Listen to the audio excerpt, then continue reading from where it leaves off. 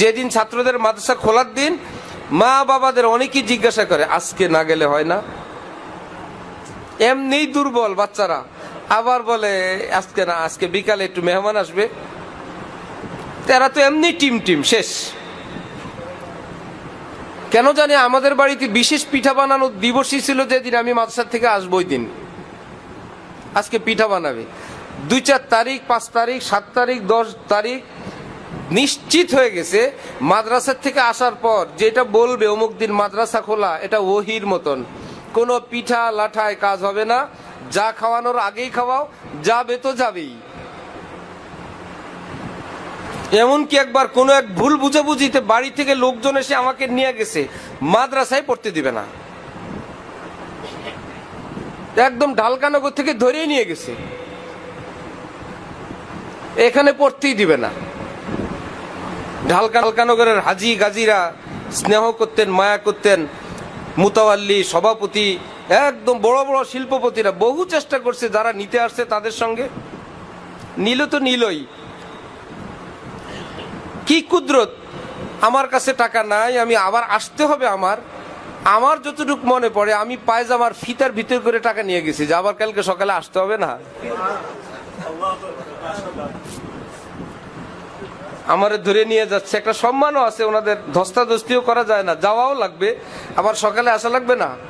সেই জন্য আবার পায়জামার ফিতার ভিতরে, পকেটে থাকলে তো চেকচুক করবে, ঝামেলা আছে এখানে সেখানে।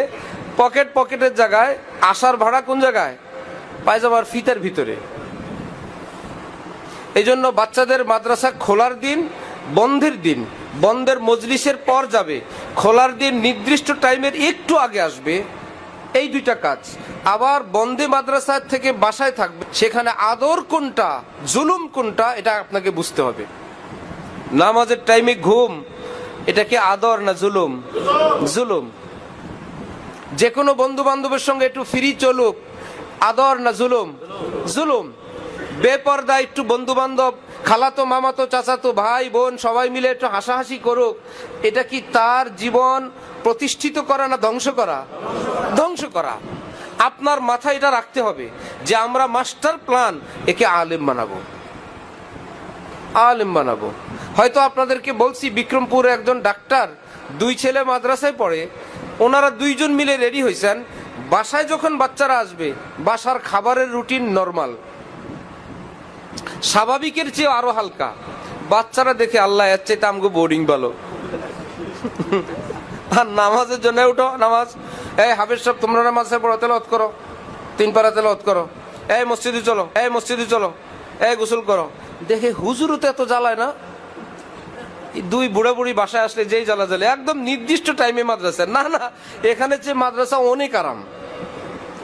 আর যদি দেখে যে অনেক ফ্যাসিলিটি, বাসায় গেলে দে ঘুম, ফজরে ডাকে না, বাসায় গেলে যে খাবার দাবার, মাদ্রাসায় আসার পর চিন্তা করে আহা বাসায় গিয়ে দেখে আসলাম কি মজার খাবার। আসলে এই মজার খাবার তারা সব সময় খায় না, তারা গেছে উপলক্ষে খাইছিল, কিন্তু তার মনে আসে বাসায় তো এই খাবার এত ভালো, দরকার নাই মাদ্রাসায় থাকলে বাটি ভরে খাবার আনবো।